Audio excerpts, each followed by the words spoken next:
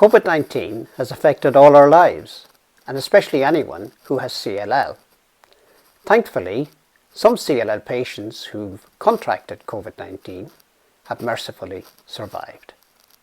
We're about to meet Rory Williams, a fellow CLL patient, and his wife Celia. And between them, they're going to recount their experiences of COVID over the last few weeks. Rory, it is good to see you again. Hi, John.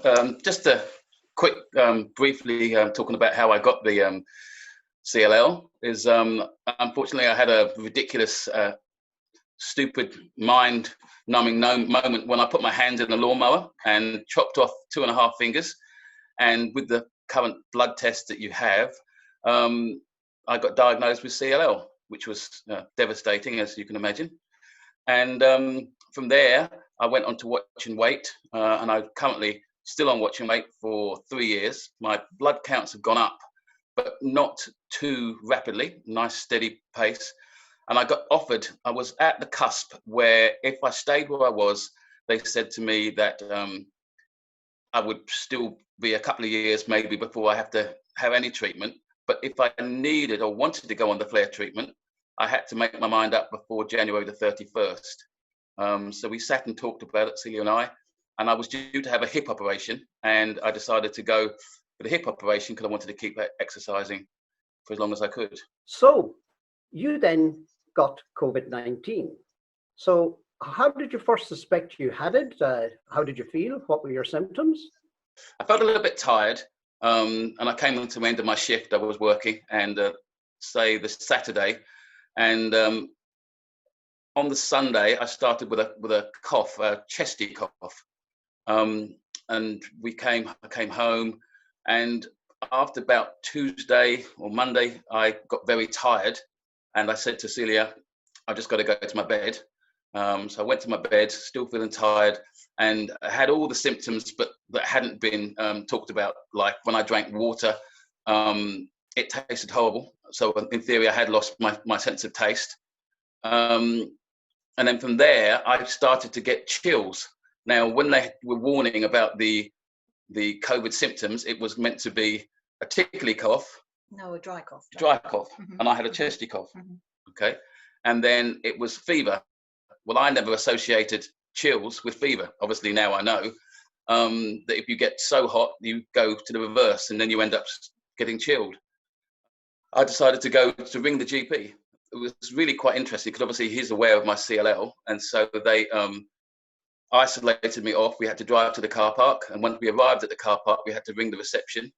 And then when we got to the reception, we had to go around the back door into a private room. Celia wasn't allowed in. And immediately he took my temperature and then did my blood saturation levels. And then he almost panicked, actually, because I don't think he expected me to have COVID. And he said, oh, I've got to sanitize the room again after you've been here. And then I had to go immediately in the car with Celia, because it was quicker to go in the car than it was to call an ambulance, because we're quite rural, straight to A&E. I think that we were both very stunned, because the word COVID hadn't even entered our heads, really. You know, I just thought it was just maybe a chest infection or just a cough, and I was expecting to get antibiotics. I remember parking at the car park, and we was able to go right to the front door, and that was the last time I saw Celia. I remember saying, don't worry, it'll be fine, and I waved a goodbye, and remember stepping over the threshold, and it was just turning into a world of masks and screens and plastic aprons, which was quite scary. I can physically remember my foot stepping over the threshold. It was like moving into a time warp. And then straight into a wheelchair and wheeled into a private room. And unfortunately, I was there for nearly 5 hours. And I was a bit of a curiosity because I could see there was like a glass door, and I kept seeing people come and look through the door to look at me. And it was like, I felt like I was in the zoo, really, because it was, people just kept looking and thinking, oh, there's the one. And from there, eventually they admitted me into a ward with a chest infection. Went into the ward, which I don't actually remember too much about. No, that's right, isn't it? Yeah, you don't. I went into the ward, and then while I was in the ward that very day, I had no food or drink at all that day. They did the COVID test, came back positive. And then the next day, I believe, ICU. I went into ICU. Again, don't remember any of that at all. So I went from walking and talking and being quite fine to almost total brain numbing forgetfulness. And I think I was in the ICU. I do vaguely remember bleeping and machines, and I had this thing called, I went onto oxygen immediately, and a CPAP mask, and I call it the iron mask because it took 2 people to put me in it, and it was horrible. It was the worst. I've still got the scars on my nose and side of my mouth from how tight it was on my face to force oxygen into me, and that was very, very uncomfortable, and I was quite distressed then. And after that, I have no recollection of what or where I was. And in that week, he did rally a little bit on the Wednesday and Thursday, and I think we all thought that he was going to be okay. But by the Friday, I had the call that said, you know, we're going to put him on a ventilator. The call I didn't really ever want to hear. But, you know, they did explain to me that it would give his lungs chance to rest, and it was a good thing. And he could be on the ventilator anywhere between 2 and 14 days. So Rory was very out of it. In that first week, he did call me a few times, but it was very difficult to have any kind of conversation with him because he couldn't breathe. He couldn't talk and breathe at the same time. His breath was just terrible. And it sounded awful every time he phoned me. But he really, I think, the time from feeling ill to going to hospital was really rapid. It was 3 days completely. And then, you know, downhill again for the ventilator, really. They said that whilst he was on the ventilator, I would get updated once a day by a doctor, which did happen. But it could be any time, literally between 1 o'clock and 7:30 at night. And I never knew when that call was coming. And I never really knew what that call was going to say either. So that was hard.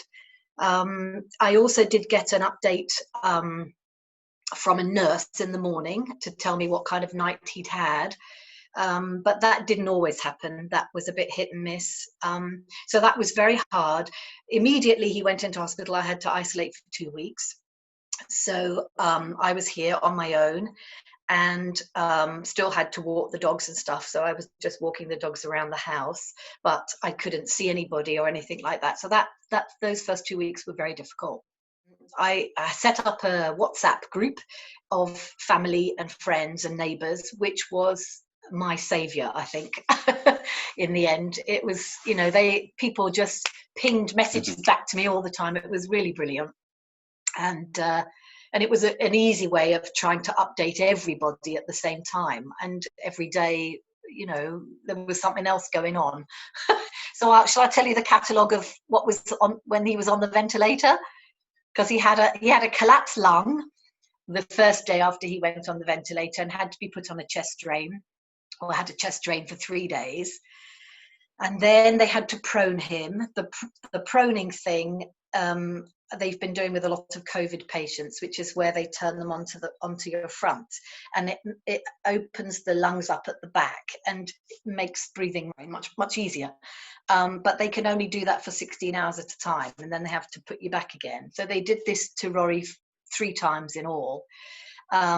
And then they put him on a nebulizer to try and suck out the secretions in the lungs.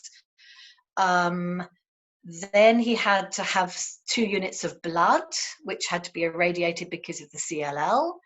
And then they gave him an enema because he hadn't done anything for several days. And then that showed blood. So then they had to scope him for anything wrong with his bowel. Then there were things wrong with his kidneys and high sodium levels. Honestly, John, it was like a catalogue every day. Every day I wanted a phone call which just said, he's doing all right. But every day the phone messages were another new problem, you know? And it was very distressing, a very distressing time. It really was. But anyway, we did come out the other side, 12 days on the ventilator, and then they decided to bring him out of the paralysis drug, and it took him 2 days to wake up. Well, after he did wake up, yeah, you've heard a lot about this in the news. He had delirium for 2 days. I had to go and look that up on Wikipedia because I didn't really know what it meant. And he was really acting out of normal character, you know, and he has some recollection. You have recollection, don't you, of delirium? Yeah, I mean, I'm still getting flashbacks from it. But I mean, basically, I was being poisoned by the nurses. I was being scammed out of money. I was in America one day in a car with ninjas all around me, and they were real. I mean, they were so real. I was in an Afghan war where they were trying to operate on me without anesthetic. I was involved in a shooting of a disabled person in a wheelchair, and they was being accused of his murder when it wasn't me. And it was it was real. It was, and I bought a car. We had children, which we don't have. I could tell you the registration of the car. I even told the nurses that I bought Celia a new car, and it was scary because every night I went to sleep, I thought someone was coming to kill me, and it was so bad, John, that I was being fed by a tube. I lost an awful lot of weight, and I physically pulled the tube out while I was in the hospital from inside my stomach, and they were all trying to hold me down and trying to stop me doing it. And I mean, you know Rory well, John, and he's not that character. I kept trying to say to the nurses, he's not normally like this. He's a really nice person. But anyway, we did come out of that after a couple of days, so you know. Yeah. Once things began to settle down on your recovery, you then had some physiotherapy? I mean, I can't tell you how exhausted and how tired I physically felt.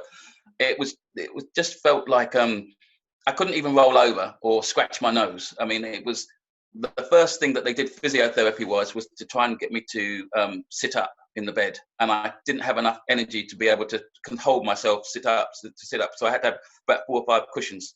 It was amazing. I mean, I can't fault the nurses, the physiotherapists, and the occupational therapy.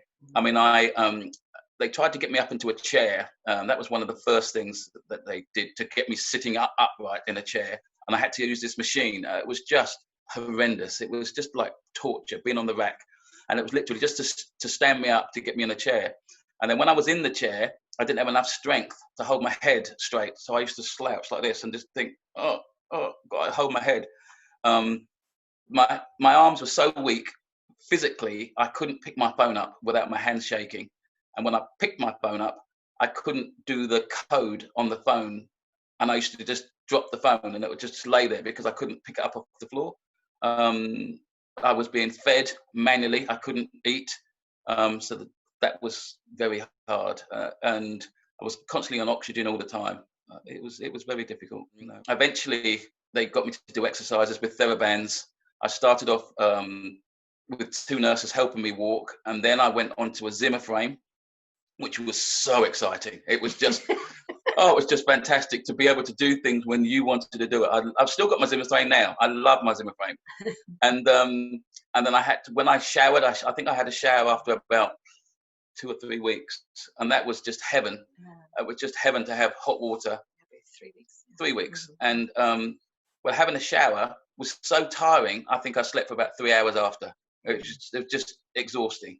And I used to just eat, sleep, and exercise. Eat, sleep, exercise. You know, it's, I remember it was a revelation once when I was eating myself on my own, as I managed to eat my dinner because I knew I had to eat all my food.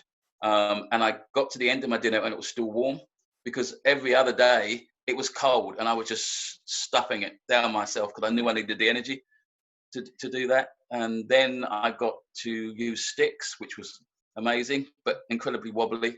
And then I ended up with 1 stick, and then I tried to walk without sticks, which was great, because I was quite determined.